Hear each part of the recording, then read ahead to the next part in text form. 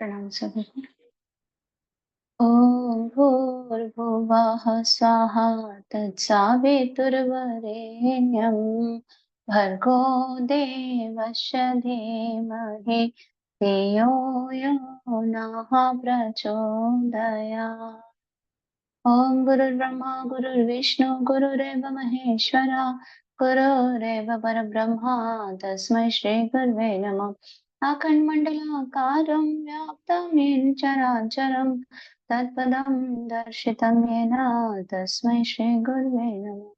मातृवत्लाले च पितृवत् मार्गदर्शिका नमोऽस्तुते गुरुसत्तायै प्रज्ञानुता जया। ॐ श्री गुरुवे नमः। आवाहयामि स्थापयामि ध्यायामि ततो नमस्कारं करोमि। प्रणाम सभी को। आइए हम लोग परिच्छेद 84 से शुरू करेंगे। कली में भक्ति योग। श्री रामकृष्ण और शशधर पंडित। आज रथ यात्रा है। बुधवार 25 जून 1884 आषाढ़ की शुक्ला द्वितीया। आज सुबह ठाकुर ईशान के घर निमंत्रित होकर आए हैं। ईशान का घर ठनठनिया में है। यहाँ पहुंचकर ठाकुर ने सुना शशधर पंडित जी पास ही कॉलेज स्ट्रीट में चटर्जियों के यहाँ हैं। पंडित जी को देखने की उनकी बड़ी इच्छा है। पिछले पहर पंडित जी के यहाँ जाना निश्चित हुआ। दिन के 10 बजे का समय होगा। ठाकुर ईशान के नीचे वाले बैठक खाने में भक्तों के साथ बैठे हैं। ईशान के मुलाकाती भाटपाड़ा के एक ब्राह्मण थे, जिनमें एक भागवत के पंडित भी थे। ठाकुर के साथ हाजरा तथा और भी एक भक्त आए हैं। श्री शादी ईशान के लड़के भी हैं। एक भक्त और आए हैं। ये शक्ति के उपासक हैं। मत्थे पर सिंदूर का बूंदा लगाए हैं।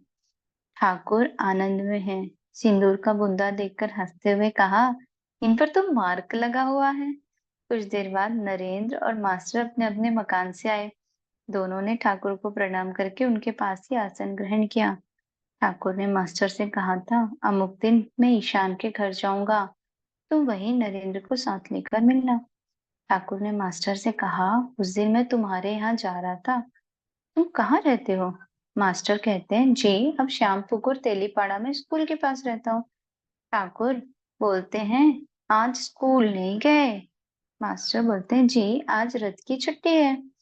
नरेंद्र के पितृवियोग के बाद से घर में बड़ी तकलीफ है। वे ही अपने पिता के सबसे बड़े लड़के हैं। उनके छोटे छोटे कई भाई और बहनें हैं। पिता वकील थे, परंतु कुछ छोड़कर नहीं जा सके। परिवार के भोजन वस्त्र के लिए नरेंद्र नौकरी तलाश रहे हैं। ठाकुर ने नरेंद्र को किसी काम में लगा देने के लिए ईशान आदि भक्तों से कह रखा है। ईशान कंट्रोलर जनरल के ऑफिस में कर्मचारियों के एक अध्यक्ष थे। नरेंद्र के घर की तकलीफ सुनकर ठाकुर सदा ही चिंतित रहते हैं। ठाकुर नरेंद्र से कहते हैं, मैंने ईशान से तेरे लिए कहा है। ईशान एक दिन वहां दक्षिणेश्वर में रहा था, तभी मैंने उसे तेरी बात कही थी। बहुतों के साथ उसका परिचय है। ईशान ने ठाकुर को निमंत्रण देकर बुलाया है। इस उपलक्ष्य में अपने कई दूसरे मित्रों को भी न्योता भेजा है। गाना होगा, पखावज, तबला और तानपुरे का इंतजाम किया जा रहा है। घर से एक आदमी थोड़ा सा मैदा ले गया पखावज में लगाने के लिए। 11 बजे का समय होगा। ईशान की इच्छा है कि नरेंद्र गाए। ठाकुर ईशान से, इस समय मैदा? तो अभी भोजन को बड़ी देर होगी। ईशान हंसते हुए, जी नहीं, ऐसी कुछ देर नहीं है। भक्तों में कोई कोई हंस रहे हैं। भागवत के पंडित भी हंसकर एक संस्कृत श्लोक कर रहे हैं। श्लोक की आवृत्ति हो जाने पर पंडित जी उसकी व्याख्या कर रहे हैं। कहते हैं, दर्शन आदि शास्त्रों से काव्य मनोहर है। जब काव्य का पाठ होता है, लोग उसे सुनते हैं, तब वेदांत, साख्य, न्याय, पातंजलि ये सब रूखे जान पड़ते हैं। काव्य की उपेक्षा अपेक्षा गीत मनोहर है। संगीत को सुनकर पाषाण हृदयों का भी हृदय द्रवित हो जाता है। यद्यपि गीतों में इतना आकर्षण होता है, तथापि सुंदरी स्त्री की तुलना में वह कम है। यदि एक सुंदरी स्त्री यहाँ से निकल जाए, तो ना किसी का मन काव्य में लगेगा, ना कोई गीत ही सुनेगा। सबके सब उसी स्त्री को देखने लगेंगे। और जब भूख लगती है, तब काव्य, गीत, नारी कुछ भी अच्छा नहीं लगता। अन्य चिंता चमत्कार। ठाकुर हंसते हुए, ये रसिक है। पखावज बंद गया। नरेंद्र गा रहे हैं। गाना शुरू होने से कुछ पहले ही ठाकुर ऊपर के बैठक खाने में विश्राम करने के लिए चले गए। साथ मास्टर और श्रीश भी गए। यह बैठक खाना रास्ते के ऊपर है। मास्टर ने ठाकुर से श्रीश का परिचय कराया। कहा ये पंडित है और प्रकृति के बड़े शांत हैं। बचपन से ही मेरे साथ पढ़ते थे, अब ये वकालत करते हैं। ठाकुर, इस तरह के आदमी में वकालत करे? मास्टर भूल कर उस रास्ते में चले गए। ठाकुर बोलते हैं, मैंने गणेश वकील को देखा है, वहां दक्षिणेश्वर में बाबुओं के साथ कभी कभी जाता है। पन्ना वकील भी जाता है, सुंदर तो नहीं है पर गाता अच्छा है, मुझे मानता भी खूब है, बड़ा ही सरल है। श्रीश से, आपने किसे सार वस्तु सोचा? श्रीश कहते हैं, ईश्वर है और वे ही सब कर रहे हैं, परंतु उनके गुणों के संबंध में हमारी जो धारणा है वह ठीक नहीं। आदमी उनके संबंध में क्या धारणा कर सकता है? अनंत खेल है उनके। ठाकुर कहते हैं, बगीचे में कितने पेड़ हैं, पेड़ों में कितनी डालियां हैं, इन सब का हिसाब लगाने से तुम्हारा क्या काम? तुम बगीचे में आम खाने के लिए आए हो, आम खाकर चले जाओ। उनमें भक्ति और प्रेम करने के लिए आदमी मनुष्य जन्म पाता है, तुम आम खाकर चले जाओ। तुम शराब पीने के लिए आए तो शराब वाले की दुकान में कितने मन शराब है, इन सब का हिसाब करने से क्या प्रयोजन? तुम्हारे लिए तो एक गिलास ही काफी है। अनंत लीलाओं के जानने से तुम्हें मतलब? कोटि कोटि वर्ष तक उनके गुणों का विचार करने पर उनके गुणों का अल्पांश भी ना समझ पाओगे। ठाकुर कुछ देर चुप रहकर फिर बातचीत करने लगे। भाटपाड़ा के एक ब्राह्मण भी बैठे हैं। ठाकुर मास्टर से, संसार में कुछ नहीं इनका, ईशान की तरफ, ईशान का संसार अच्छा है, यही खैर है। नहीं तो अगर लड़के वैश्यागामी, गंजेड़ी, शराबी और उद्दंड होते तो तकलीफ की हद हो जाती। सबका मन ईश्वर पर, विद्या का संसार ऐसा अक्सर नहीं दिख पड़ता। ऐसे दो ही चार घर देखे, नहीं तो बस झगड़ा, तू मैं, हिंसा और फिर रोक शोक, दरिद्र। यही कह देख कर कहा, माँ इसी समय मोड़ घुमा दो। देखना नरेंद्र कैसी विपत्ति में पड़ गया। बाप मर गया, घर वाले खाने को नहीं पाते, नौकरी की इतनी चेष्टा हो रही है, फिर भी कोई प्रबंध नहीं होता। अब देखो क्या करें। मास्टर, पहले तुम यहाँ इतना आते थे, अब उतना क्यों नहीं आते? जान पड़ता है बीवी से प्रेम इस समय बढ़ा हुआ है। अच्छा है, दोष क्या है, चारों ओर कामनी कांचन है, इसलिए कहता हूँ, माँ अगर कभी शरीर ग्रहण करना पड़े तो संसारी ना बना देना। माँ अगर कभी शरीर ग्रहण करना पड़े तो संसारी ना बना देना। भाटपाड़ा के ब्राह्मण, यह आपने कैसे कहा? गृहस्थ धर्म की तो बड़ी प्रशंसा है। ठाकुर कहते हैं, हाँ परंतु बड़ा कठिन है। ठाकुर दूसरी बात करने लगे। ठाकुर मास्टर से, हम लोगों ने कैसा अन्याय किया? वे लोग गा रहे हैं, नरेंद्र गा रहा है और हम लोग चले आए। गली में भक्ति योग। दोपहर 4 बजे के करीब ठाकुर गाड़ी पर चढ़े। बड़े ही कोमलांग हैं, बड़ी ही सावधानी से देह की रक्षा होती है, इसलिए रास्ता चलते तकलीफ होती है। गाड़ी ना होने पर थोड़ी दूर भी चलते तो बड़ा कष्ट होता है। गाड़ी पर चढ़कर भाव समाधि में मग्न हो गए। उस समय नन्ही नन्ही बूंदों की वर्षा हो रही थी। आकाश में बादल छाए हैं, रास्ते में कीचड़ है। भक्तगण गाड़ी के पीछे पीछे पैदल चल रहे हैं। उन्होंने देखा रथ यात्रा का स्वागत लड़के ताड़ के पत्ते की बांसुरी बजाकर कर रहे थे। गाड़ी मकान के पास पहुंची। द्वार पर घर के मालिक और उनके आत्मियों ने आकर स्वागत किया। ऊपर जाने की सीढ़ी के बगल में बैठक खाना है। ऊपर पहुंचकर श्री रामकृष्ण ने देखा शशधर उनकी अभ्यर्थना के लिए आ रहे हैं। पंडित जी को देखकर मालूम हुआ कि वे यौवन पार कर चुके, प्रौढ़ावस्था को प्राप्त है। रंग साफ गोरा है, गले में रुद्राक्ष की माला पड़ी। उन्होंने बड़े विनय भाव से ठाकुर को प्रणाम किया, फिर साथियों ने घर ले आए। ठाकुर के पास बैठे हुए लोग उनकी बातचीत सुनने के लिए बड़े उत्सुक हो रहे। नरेंद्र, राखाल, राम, मास्टर और दूसरे भी बहुत से भक्त उपस्थित हैं। हाजरा भी ठाकुर के साथ दक्षिणेश्वर काली मंदिर से आए हुए हैं। पंडित जी के देखते ही देखते ठाकुर को भावावेश होने लगा। कुछ देर बाद उसी अवस्था में हंसते हुए पंडित जी की ओर देखकर कह रहे हैं, बहुत अच्छा, बहुत अच्छा। फिर उनसे कहा, तुम कैसे लेक्चर देते हो? शस्त्र कहते हैं, महाराज मैं शास्त्रों के उपदेश समझाने की चेष्टा करता हूँ। ठाकुर कहते हैं, कलिकाल के लिए नारदीय भक्ति है। शास्त्रों में जिन सब कर्मों की बात है उनके संवर्धन के लिए अब समय कहाँ है? आजकल के बुखार में दशमूल पाचन की व्यवस्था ठीक नहीं। दशमूल पाचन लेने से इधर रोग ऐंठ जाता है। आजकल बस फीवर मिक्सचर। कर्म करने के लिए अगर कहते हो तो केवल सार की बात कह दिया करो। मैं आदमियों से कहता हूँ, तुम्हें आपो धन्य ना, इतना यह सब ना कहना होगा। गायत्री के जब से ही तुम्हारी बन जाएगी। अगर कर्म की बात कहनी ही हो तो ईशान की तरह के एक कर्मियों से कह सकते हो। लाख लेक्चर दो परंतु विषयी मनुष्यों का कुछ कर न सकोगे। पत्थर की दीवार से वे क्या कभी कीला गाड़ सकते हो? लाख लेक्चर दो परंतु विषयी मनुष्यों का कुछ कर न सकोगे। पत्थर की दीवार पे क्या कभी कीला गाड़ सकते हो? कीला खुद चाहे टूट जाए मुड़ जाए, पर पत्थर का कुछ नहीं हो सकता। तलवार की चोट से घड़ियाल का क्या बिगड़ सकता है? साधु का कमंडल चारों धाम हो जाता है, पर ज्यों का त्यों कड़वा बना रहता है। तुम्हारे लेक्चर से विषय आदमी का विशेष कुछ होता नहीं। यह बात तुम खुद धीरे धीरे समझ जाओगे। बछड़ा एक साथ ही खड़ा नहीं हो जाता, कभी कभी गिर जाता है और फिर उठने की कोशिश करता है। तब खड़ा होना और चलना भी सीखता है। कौन भक्त है और कौन विषयी, यह बात तुम समझते नहीं। ये दोबारा तुम्हारा दोष भी नहीं। पहले जब आंधी आती है तब कोई यह नहीं पहचान पाता कौन आम है और कौन इमली। ईश्वर लाभ जब तक नहीं होता तब तक कोई कर्मों को बिल्कुल छोड़ नहीं सकता।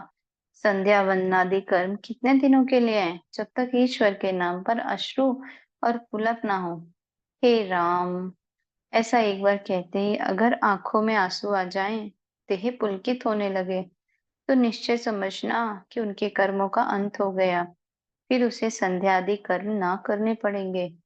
फल के होने पर ही फूल गिर जाता है। भक्ति फल है, कर्म फूल। गृहस्थ की बहू के लड़का होने वाला हुआ तो वह अधिक काम नहीं कर सकती। उसकी सास दिनों दिन उसका काम घटाती जाती है। 10वें महीने के आने पर फिर उसे बिल्कुल काम नहीं छूने देती।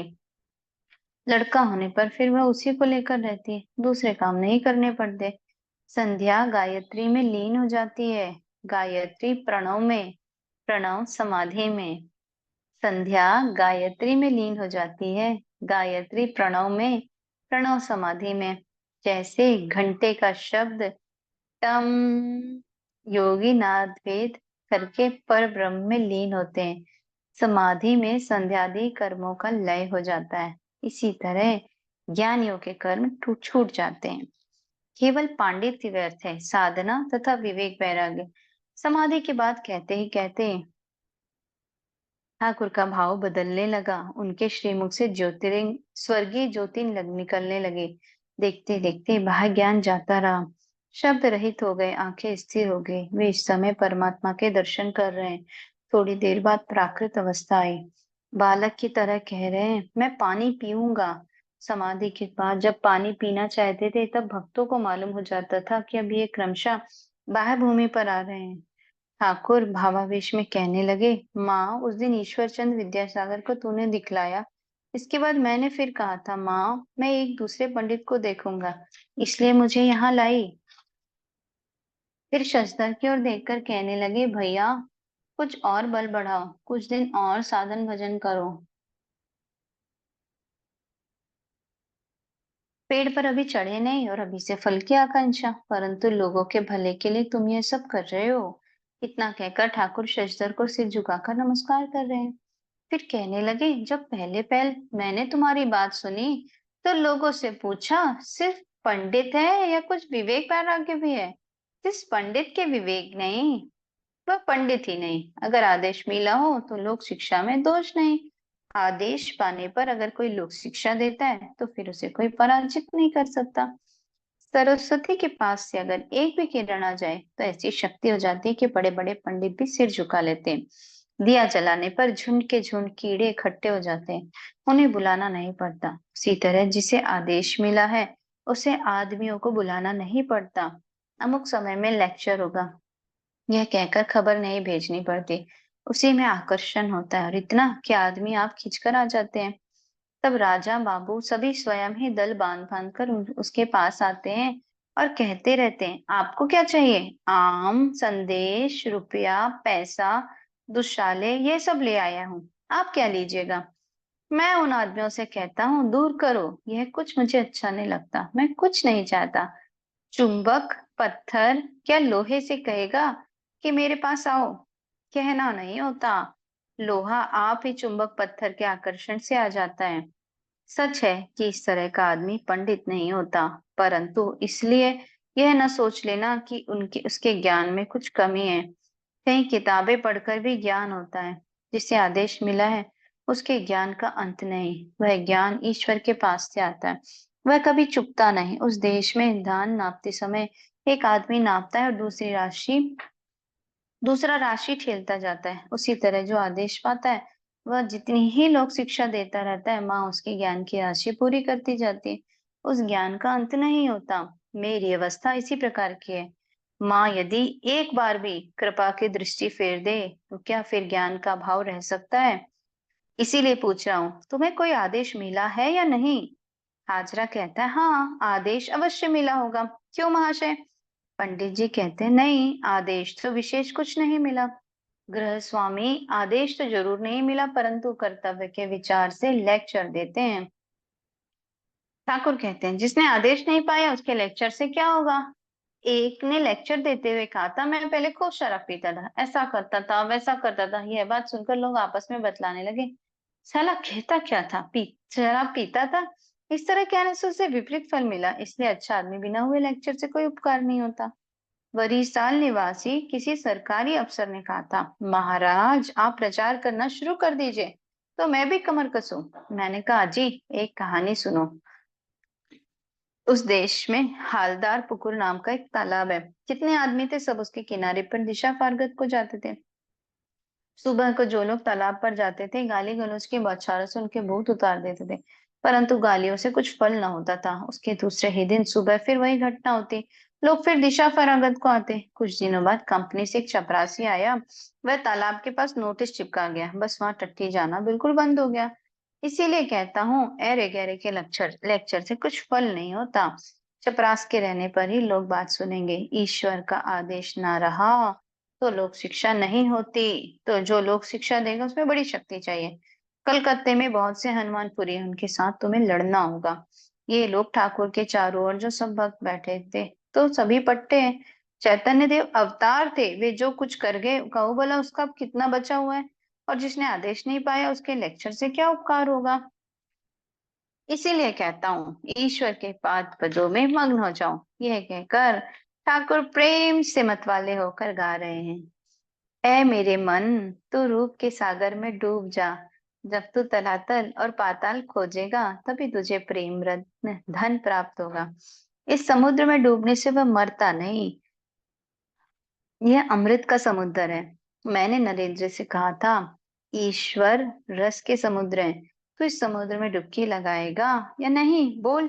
अच्छा सोच, एक खप्पर में रस है और तू मक्खी बन गया है, तो तू कहाँ बैठकर रस पिएगा? बोला नरे बोल।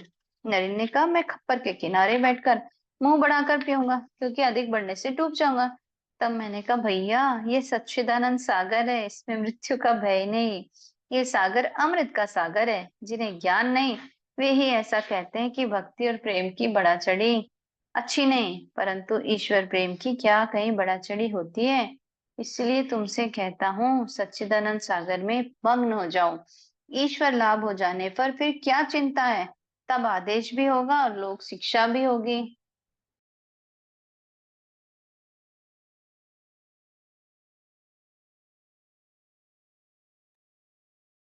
ईश्वर लाभ के अनंत मार्ग, भक्ति योग ही युग धर्म है।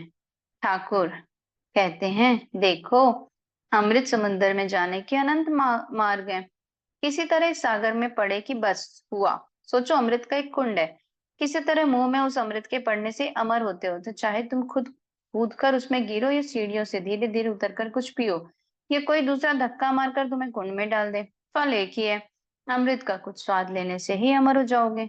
मार्ग अनंत है, ज्ञान कर्म भक्ति चाहे जिस मार्ग से जाओ, आंतरिक होने पर ईश्वर को अवश्य प्राप्त करोगे।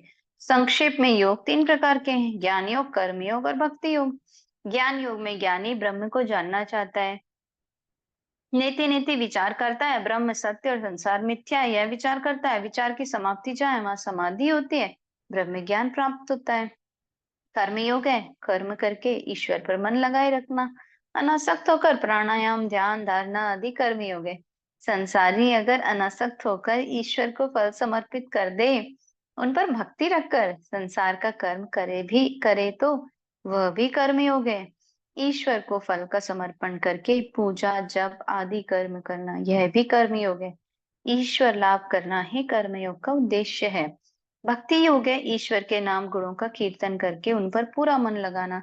कली काल के लिए भक्ति योग का मार्ग सीधा है। युग धर्म भी यही है। कर्मयोग बड़ा कठिन है। पहले ही कहा जा चुका है कि समय कहाँ है।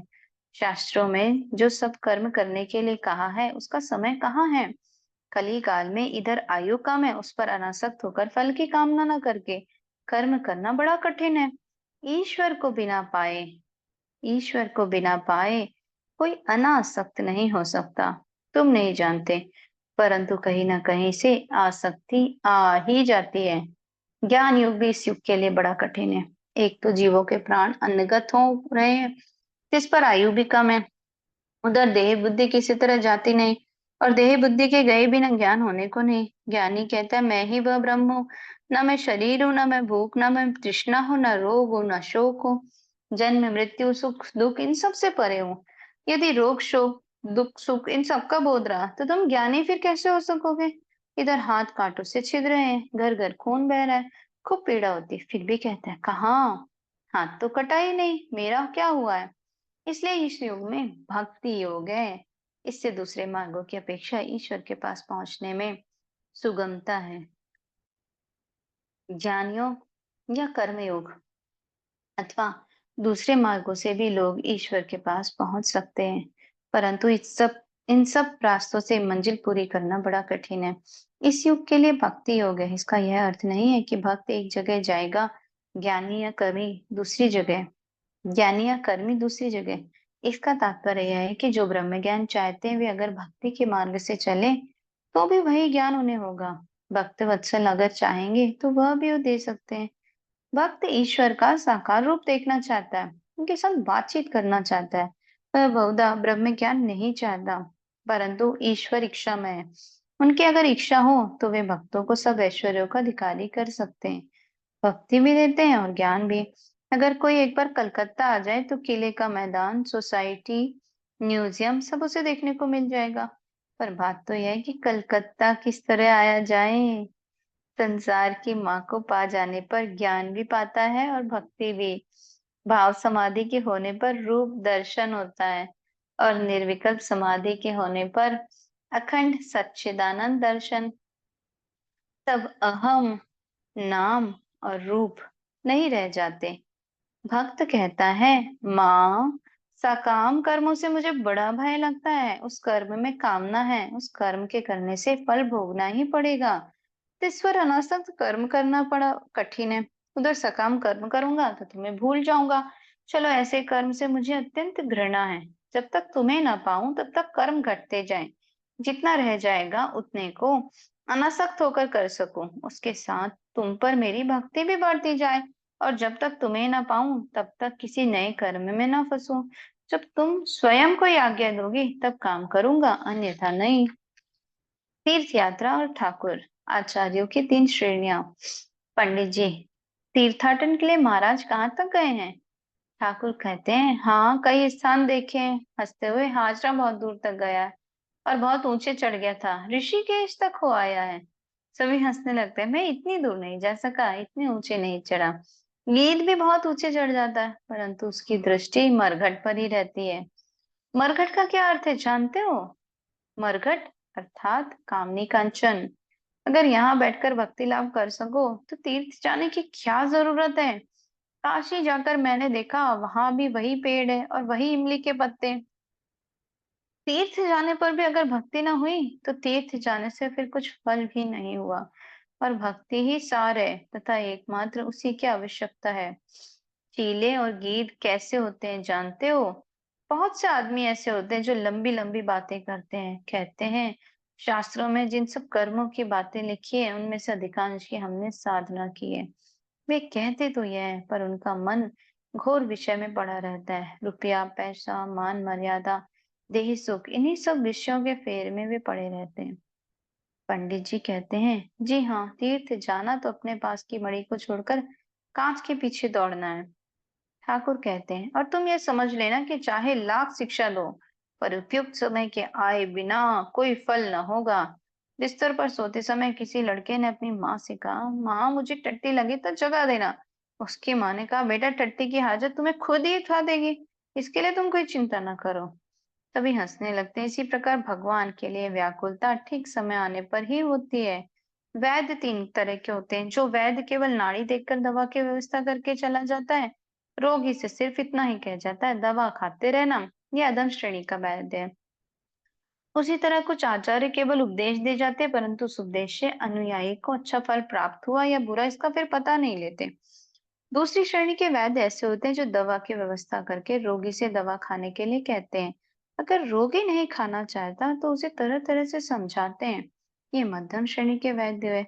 इसी तरह मध्यम श्रेणी के आचार्य भी हैं। वे उपदेश देते हैं और तरह तरह से आदमियों को समझाते भी हैं, जिससे उपदेश के अनुसार वे चल सके।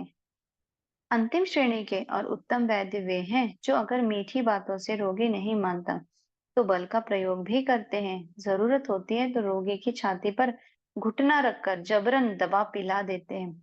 इसी प्रकार उत्तम श्रेणी वाले आचार्य भी हैं। ईश्वर के मार्ग पर लाने के लिए वे शिष्यों पर बल तक का प्रयोग करते हैं। पंडित जी कहते हैं, महाराज अगर उत्तम श्रेणी के आचार्य हो तो क्यों फिर आपने ऐसा कहा कि समय के आए बिना ज्ञान नहीं होता। ठाकुर कहते हैं, सच है, परंतु सोचो कि दवा अगर पेट में न जाए, अगर मुंह से ही निकल जाए तो बेचारा वैद्य भी क्या कर सकता है। उत्तम वैद्य भी कुछ नहीं कर सकता। पात्र देकर उपदेश दिया जाता है। तुम लोग पात्र देकर उपदेश नहीं देते। मेरे पास अगर कोई लड़का आता है तो मैं उससे पूछता हूँ, तेरे कौन कौन है। सच उसके बाप नहीं है, परंतु बाप का ऋण है, तो वह कैसे ईश्वर की ओर मन लगा सकता है। सुना। पंडित जी कहते हैं, जी हाँ मैं सब सुन रहा हूँ। ठाकुर कहते हैं, एक दिन काली मंदिर में कुछ सिख सिपाही आए थे। काली माता के मंदिर के सामने उनसे मेरी मुलाकात हुई। एक ने कहा, ईश्वर दयामय है। मैंने कहा, अच्छा, सच कहते हो, कैसे तुम्हें मालूम हुआ। उन लोगों ने कहा, क्यों जनाब, ईश्वर हमें खिलाते हैं, हमारी इतनी देखभाल करते हैं। मैंने कहा, यह कैसे आश्चर्य की बात है, ईश्वर सबके पिता है, अपने पुत्रों की देखभाल पिता नहीं करेगा तो और कौन करेगा। क्या पड़ोस वाले उनकी खबर लेंगे। नरेन कहते हैं, तो फिर दयामय ना कहे। ठाकुर कहते हैं, क्या मैं मना करता हूँ। मेरे कहने का मतलब यह है कि ईश्वर अपने आदमी है, कोई दूसरे नहीं। पंडित जी कहते हैं, बात तो अनमोल है। ठाकुर फिर कहते हैं नरेन से, तेरा गाना मैं सुन रहा था पर अच्छा न लगा इसलिए चला गया। वहां अभी उम्मीदवार है। गाना फीका जान पड़ने लगा। नरेन लज्जित हो गए, मुंह लाल हो गया, वे चुप हो रहे हैं। ठाकुर ने पीने के लिए पानी मांगा। उनके पास एक गिलास पानी रखा गया था, परंतु वह जल वे पी नहीं सके। एक गिलास जल और लाने के लिए कहा। पीछे से मालूम पड़ा कि किसी घोर इंद्रिय लोलुप मनुष्य ने उस गिलास को छू दिया था। पंडित जी हाजरा से कहते हैं, आप लोग इनके साथ दिन रात रहते हैं, आप लोग बड़े आनंद में हैं। ठाकुर हंसते हुए, आज मेरा बड़ा अच्छा दिन था, मैंने दूज का चांद देखा। दूज का चांद क्यों कहा जानते हो। सीता ने रावण से कहा था, रावण तू पूर्ण चंद्र है और मेरे राम दूज के चांद है। रावण ने इसका अर्थ नहीं समझा। उसे बड़ा आनंद हुआ था। सीता के इस कथन का अर्थ यह है कि रावण की संपदा जहां तक बढ़ने को थी बढ़ चुकी, अब दिनों दिन पूर्ण चंद्र की तरह उसका हाश ही होगा। श्री रामचंद्र दूज के चांद हैं, उनकी दिनों दिन वृद्धि होगी। श्री रामकृष्ण उठे। अपने बंधु और बांधुओं के साथ पंडित जी ने भक्ति पूर्वक उन्हें प्रणाम किया। ठाकुर भक्तों के साथ विदा हो गए। संसार में किस प्रकार रहना चाहिए। श्री रामकृष्ण भक्तों के साथ ईशान के घर लौटे। अभी संध्या नहीं हुई। ईशान के नीचे वाले बैठक खाने में आकर बैठे। कोई कोई भक्त भी उपस्थित है। भागवती पंडित, ईशान तथा उनके लड़के भी हैं। ठाकुर हंसते हुए शस्त्र से, मैंने कहा पेड़ पर चढ़ने के पहले ही फल की आकांक्षा करने लगे। कुछ भजन साधन और करो तब लोक शिक्षा देना। ईशान कहते हैं, सभी लोग सोचते हैं मैं लोक शिक्षा दूं। जुगनू सोचता है संसार को प्रकाशित मैं कर रहा हूँ। इस पर किसी ने कहा भी था, है जुगनू, क्या तुम भी संसार को प्रकाश दे सकते हो। तुम तो अंधेरे को और भी प्रकट करते हो। ठाकुर हंसते हुए, परंतु नीरे पंडित ही नहीं है, कुछ विवेक और वैराग्य भी है। बात पड़ा के भागवती पंडित भी जब तक बैठे हुए हैं, उम्र 70-75 होगी। वे टकटकी लगाए ठाकुर को देख रहे हैं। भागवती पंडित ठाकुर से, आप महात्मा हैं। ठाकुर, यह बात आप नारद, सुखदेव, प्रहलाद इन सब के लिए कह सकते हैं। मैं तो आपके सपुत्र के समान हूँ। परंतु एक दृष्टि से कह सकते हैं यह लिखा है कि भगवान से भक्त बड़ा है, क्योंकि भक्त भगवान को हृदय में लिए घूमता है। भक्त के लिए भगवान ने कहा है, भक्त मुझे छोटा देखता है और अपने को बड़ा। यशोदा कृष्ण को बांधने चली थी। यशोदा का विश्वास था, मैं अगर कृष्ण की देखरेख ना करूंगी तो और कौन करेगा। कभी तो भगवान चुंबक है और भक्त सुई। भगवान भक्त को खींच लेते हैं। और कभी भक्त चुंबक है और भगवान सुई। भक्त का इतना आकर्षण होता है कि उसके प्रेम को देख मुग्ध होकर भगवान उसके पास खींचे चले आते हैं। ठाकुर दक्षिणेश्वर लौटने वाले नीचे के बैठक खाने के दक्षिण और वाले बरामदे में आकर खड़े हुए हैं। ईशान आदि भक्तगण भी खड़े हैं। बातों ही बातों में ठाकुर ईशान को बहुत से उपदेश दे रहे हैं। ठाकुर ईशान से, संसार में रहकर जो उन्हें पुकारता वह वीर भक्त है। भगवान कहते हैं, जिसने संसार छोड़ दिया वह मुझे पुकारेगा ही, मेरी सेवा करेगा ही। इसकी इसमें बड़ाई क्या है। वह अगर मुझे ना पुकारे तो लोग उसे धिक्कारेंगे, पर जो संसार में रहकर भी मुझे पुकारता है, 20 मन का पत्थर हटाकर मुझे देखता है, वही धन्य है, वही बहादुर है, वही वीर है। भागवती पंडित कहते हैं, शास्त्रों में तो यही बात है। धर्म व्याध और पतिव्रता की कथा में तपस्वी ने सोचा था, मैंने कौवे और बगले को भस्म कर डाला है, मेरा स्थान बड़ा ऊंचा है। वह पतिव्रता के घर गया था। पति पर उसकी इतनी भक्ति थी कि वह दिन रात उसकी सेवा किया करती थी। पति के आने पर पैर धोने के लिए उसे पानी देती, यहाँ तक कि उसके अपने बालों से उसके पैर पोंछती थी। तपस्वी अतिथि होकर गए थे, भिक्षा मिलने में देर हो रही थी। इस पर चिल्लाकर कह उठे, तुम्हारा भला ना होगा। पतिव्रता ने उसी समय भीतर से कहा, यह कौवे और बगले को भस्म करना थोड़े ही है। महाराज जरा ठहरो, मैं स्वामी की सेवा कर लूं, तब तुम्हारी भी पूजा करूंगी। धर्म व्याध के पास कोई ब्रह्म ज्ञान के लिए गया था। व्याध पशुओं को मांस बेचता था, परंतु माता पिता को ईश्वर समझकर दिन रात उनकी सेवा करता था। जो मनुष्य ब्रह्म ज्ञान के लिए उनके पास गया था, वह तो उसे देखकर दंग रह गया। सोचने लगा, यह व्याध मांस बेचता है और संसारी मनुष्य है, ये भला मुझे क्या ब्रह्म ज्ञान दे सकता है। परंतु वह व्याध पूर्ण ज्ञानी था। श्री रामकृष्ण अब गाड़ी पर चढ़ेंगे। ईशान तथा अन्य भक्तगण पास ही खड़े हैं। उन्हें गाड़ी पर चढ़ा देने के लिए ठाकुर फिर बातों में ईशान को उपदेश देने लगे। चींटी की तरह संसार में रहो। इस संसार में नित्य और अनित्य दोनों मिले हुए हैं। बालू के साथ शक्कर मिली हुई है, चींटी बनकर चीनी का भाग ले लेना। जल और दूध एक साथ मिले हुए हैं, चिदानंद रस और विषय रस। हंस की तरह दूध का अंश लेकर जल का भाग छोड़ देना। पनडुब्बी चिड़िया की तरह रहो, परों में पानी लग जाए तो झाड़ कर निकाल देना। इसी प्रकार पांकाल मछली की तरह रहना। वह रहती है कीच में, परंतु उसकी देह बिल्कुल साफ रहती है। गोलमाल में माल है, गोल निकाल कर माल ले लेना। ठाकुर गाड़ी पर बैठे, गाड़ी दक्षिणेश्वर की ओर चल दी। हम सभी को यहीं तक बढ़ते हैं। ओम असतो मा सद्गमय तमसो मा ज्योतिर्गमय मृत्युर्मा अमृतं गमय।